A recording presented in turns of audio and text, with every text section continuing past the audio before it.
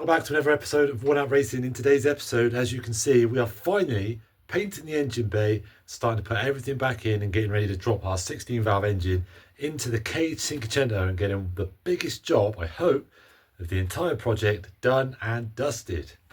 This is going to be good.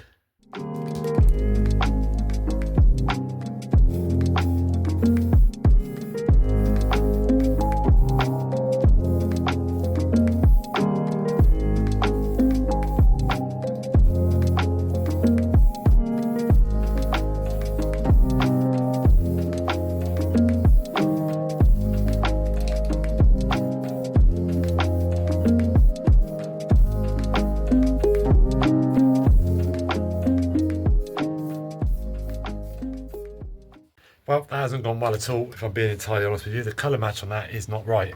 I chose the paint code from the lemon because it seems like quite a white, if that makes sense. Because I don't know what colour this is, because obviously it used to be a silver car and it was painted white. It turns out it's not a Fiat white either. How many more times do I want to say the word white in one video? But I'm going to spin it around and show you quickly whether they've mixed it wrong and I've just got unlucky, or whether the lemon is actually this colour in and I didn't realise. But it's super creamy, so I've got a plan. Now, you might not be able to tell in the photos, or maybe you can, but if you look, this is the colour it's supposed to be, and that's the colour it's come out. Now, again, you might not be able to tell, but that is significantly creamier than that. Now, it doesn't look too bad this side, if I'm being entirely honest. So, I'm a little bit confused as to why one side looks slightly different to the other. Maybe it's the lighting. I don't know. Now, I haven't finished coating this. This is just a couple of coats that would have needed more paint. So I'm a little bit confused as to why it looks like this. And my plan is, well, if I'm honest with you, not really much of a plan at all. I just basically went to the shop and I found the whitest white that I think I could get away with. I did speak to Charlie. He said that's the original owner of the car who got it painted. He did say he thought it was Arctic white. There are quite a few Arctic whites from different manufacturers, like Nissan's got one, stuff like that. So I didn't really go down that route as such. So in the end, I just went for the whitest white I could find, in the hope that as long as it looks whiter than the outside at least, it doesn't matter if it doesn't match, because I'm okay about that. It just can't look creamy like this because it just looks weird. I am going to stare at this for a little bit longer to figure out why one side looks a lot better than the other, because I've done it all in the same primer. I've done everything the same. Who knows? But either way, I'll report back in a minute with one way or another, a whiter engine bay with a different colour on it, whether it suits it or matches or not. So wish me luck. Well, I've just popped into the house just to let that dry for a little bit. The paint match is almost perfect. I'm really happy with it. Going just for the glossiest, whitest, whitey white that I could go for. Turns out to be the right thing to do. So an absolute stab in the dark from my front, but it's worked out. What has not worked out, is that it's reacted. I don't know if it's because I've got the door open. It's pretty windy today. It might be it's drying it out too fast. It's gone a bit orange peely just on one side, but the main side that probably got most of the wind, if I'm honest, which is what makes me think it, is gone super orange peel. You can see it's all kind of gone weird, which is super annoying because even though it was the wrong coat before, the wrong paint before, it went on super glossy and beautiful. So I was hoping this top coat was going to be the same. So either way, I'm going to give it 2 hours, go out, just sand that side down again, annoying.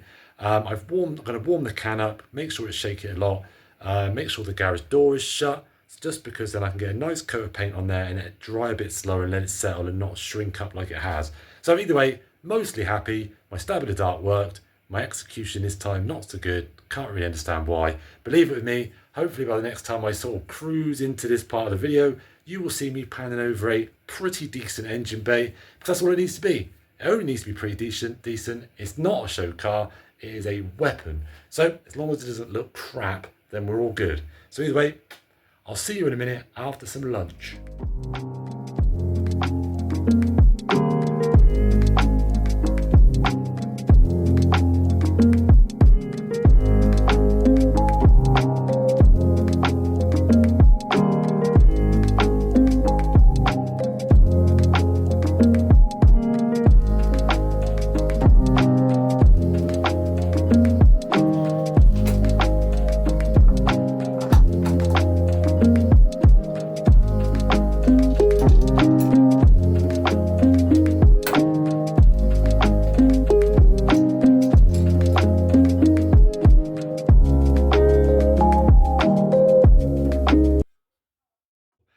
be very easy just to start bolting loads of stuff in. And obviously if I put too much in now, it's going to get in my way when it actually comes to put the engine in.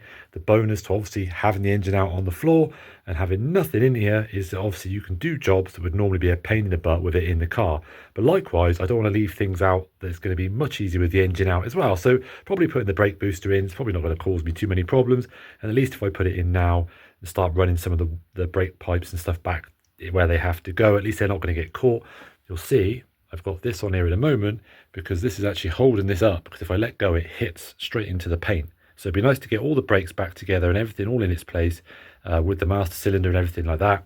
Then we can get the engine in, which leads me on to this bad boy. Obviously is sat on the floor on a wooden frame, nice little wooden frame as it is. It's done a very good job, but now I need to lift this car as high as I can feasibly, that actually will clear the top of this engine. So it needs to go up pretty high, so we'll see how we get on. I have done it before. Take the wheels off, take a little bit of weight out of it so it's a bit easier and stuff on there, and that means that I can lift it and drop it however I need, get it into position, and obviously then lower the body back down again onto the engine mount, which sounds easy. Again, I have done it before and it wasn't easy, so we'll have to try and wish me luck on that. I have already put the engine mount on this side. I just need to tighten up a couple of little bits, and obviously all the other mounts are on the engine already. So yeah, easy it is not going to be, but this is going to be one massive job on this whole project, because everything else from this point is more tricky than being kind of a big job, if that makes sense. I hope, unless I find anything absolutely diabolical from this half. Let's not talk about painting the cage yet, because that's going to suck. And you know what? I actually think that's some pretty good progress for one episode, albeit a slightly short episode. So I'm going to round it up here. But it's worth noting that in the next episode, there's going to be a little bit of this. Anyone else nearly dropped their engine this morning? Well, that didn't work. Well, that's actually a lie. If I do myself some justice here, it did work. The theory definitely worked out. And if you don't know what I'm talking about, the actual clutch itself now is moving around inside there. That's right. We're finally getting to the business end of this project, where the 16-valve engine is going to go where I am currently sat in the engine bay. We're going to fit the light and flywheel, the uprated clutch, get the refreshed gearbox on, and attempt to get the engine from the stand down onto the floor and into the engine bay where I am right this second. Now, spoiler alert, I obviously know how the first half of that goes, thanks to the clips I just showed you of the next episode. But as for actually getting the engine in the engine bay, I haven't got that far yet. Hence, the reason why this episode is a little bit short, because I don't know how long it's going to take me to manhandle this beast into the car behind me. But either way, I hope you're as excited to start seeing this thing make some probably more obvious progress, so then we can start cracking on from this bit back to see if there's any monstrosities waiting for me that I didn't know about, especially this red thing here, because that's getting painted soon. But anyway, thank you for stopping by again on this Fiat whirlwind adventure on what has to be the best Fiat channel in the world. Surely, who knows? Stay safe, and I will see you again in some sort of undisclosed time from now. See you later.